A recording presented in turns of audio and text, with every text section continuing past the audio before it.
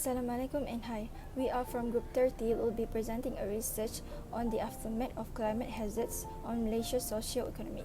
Our group members are Aiman Shakir, Shan Muga, Nirmalan, Arfan Haziq and me Nu'ala Husna. For this research, we are focusing on the gross domestic product since it has decreased when Malaysia was subject to climate change throughout the decade. Climate anomalies are closely related to temperature, warming and rainfall irregularities, and agriculture, which has been a major concerning haphazard towards Malaysian socio-economic growth. Next, I'll pass to San Muga to explain how climate change and socio-economic correlates in Malaysia. A very good day to everyone. I am Shanmugha Lachmaya. My ID is 16001442 and my department is Chemical Engineering. Today, I would like to present about how climate change and socio-economic correlates in Malaysia. First, I would like to talk about carbon emission and temperature crisis. Okay, as we all know, carbon dioxide is a greenhouse gas and it has the ability to capture heat and increase the temperature around it.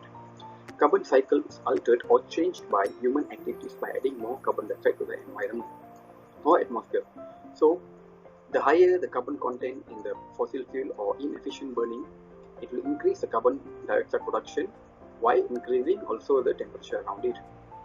The higher the temperature, it will hurt the economic production such as slowing down worker productivity, commerce and perhaps even capital investment. Okay, the next one is the precipitation rate of water rainfall. The most common forms of precipitation is water rainfall. Increasing in precipitation leads to a variety of factors such as flooding, flash flood, soil erosion, mass movement of land, and soil moisture availability. Decreasing in soil moisture leads to reduced downward movement of water and less repletion of groundwater. It basically says that when there are a lot of water flowing through the ground or land, it will weaken the ground or land and most likely a soil erosion will occur because of the weakened land. Okay, the next one is the land reforms. Land reforms can be divided into two ways: a land reform by nature or by a human. In terms of humans sometimes reform the land by deforestation for agriculture and some other purpose. And by nature can reform the land by giving out a very heavy flow of flood or a sudden soil erosion as well. Okay, now I would like to pass the presentation to my next member. Thank you. Thank you. Now I will explain on the agriculture sector. First is the nitrogen fertilizers used by the farmers cause environmental problem through soil, atmospheric and water pollution. There are close relationship between the excessive application of nitrogen fertilizers and environmental problems such as eutrophication, the greenhouse effect, and acid rain.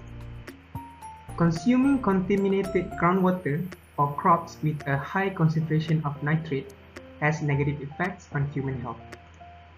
So excessive use of nitrogen fertilizers leave toxic residues and emit hazardous gas including nitrous oxide, other nitrogen oxides, and ammonia that will eventually lead to global warming. And yes, the most concerned catastrophe towards farmers and agriculture sector is flash flood. The most devastating flood in Malaysia's history occurred in Kelantan in 2014, which results in damages estimated beyond 1 billion ringgit. So this proves that climate change not only shows the consequences in terms of industry, but could also affect human health and lives, water supplies, and infrastructure. Another notable disaster in a form of air pollution is haze. That occurs almost every year in Malaysia. These events have caused adverse health and economic impacts, as agriculture sector will fail to operate. So this problem flares up every dry season in varying degrees. That is all from me. I will now pass the floor to another presenter. Thank you. Assalamualaikum warahmatullahi wabarakatuh. My name is Arfan Haziq. I'm from Mechanical Engineering. Now I'm going to talk about sectors affected, which is aquamarine, and fishery in Malaysia. Let's take a look. Alright, so a lot of fishermen cannot perform their jobs when the monsoon comes. As we all know, Malaysia, there's a lot of monsoon in the year. When it is like every time it's raining, right?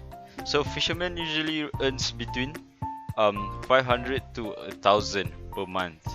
Um, the changing climate results, which is the monsoon, results in a 32% reduction in fishermen catch, right? So during the northeast monsoon, operating days can be reduced by up to 90% in a month. Okay, that is how bad the fishermen can get in a month. So climate change impacts damage Malaysian fishermen's physical infrastructure. So that means their physical infrastructure such as um, their vessels, fishing gear, and everything can be destroyed during this monsoon climate change. Okay, so based based on statistics, 5,200 fishermen across Malaysia lost their vessels and fishing gear, which is estimated to have cost around 29 million ringgit.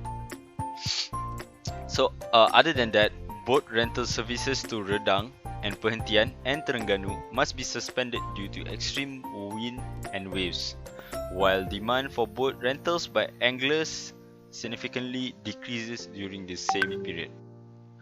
I think that's all for me. Thank you. I'll pass the presentation to my next member. Thank you, Alfan, for that wonderful explanation. And now we will look into the important statistic review throughout the decade on how serious climate action has led to the destruction of socio-economy in Malaysia. His episodes have contributed to increasing hospital visits for treatment related to chronic obstructive pulmonary diseases, upper respiratory infections, and asthma. Respiratory mortality increased 19% due to haze episodes, and inpatient costs alone from haze episodes were estimated at around 19 USD per year in Malaysia. Besides that, based on the analysis made by the Global Risk Data Platform, shows that Malaysia has an estimated annual human exposure of 25,000, and total casualty approach shows that Malaysia's economic losses due to floods is estimated around 60 million US dollars per year. On top of that, from 1993 to 2011, around 28 major landslides were reported in Malaysia, with a total loss of more than 100 lives. Moreover, from 1973 to 2007, the total economic loss due to landslides in Malaysia is estimated about 1 billion US dollars. Thus, this problem reduces the nation's productivity besides affecting the citizens' health. Thus, this also contributes to further conflicts in the future. Besides that, the resources available now are used to tackle and also fix the destruction made by climate action itself. Now, I will pass the floor to Alia to conclude the presentation today. Thank you. In conclusion, climate change happens throughout the world every single day. Malaysia is located at a very optimal location, where we are fenced by Indonesia in the south and Thailand in the north. These climate mishaps could affect our socio-economic in many ways that we could not imagine the outcomes. Climate hazards are not issue to be seen in a minor scale but a major scale. We need to always be aware, and a proper education should be given to community on how to overcome this climate crisis. In a nutshell, the purpose of this research will enhance the knowledge on the previous research and new findings about the short-term and long-term impact of irregular climate change towards socio-economic growth and provides stronger relevance in this field of studies in the future. Thank you for your interest in this research of climate hazards.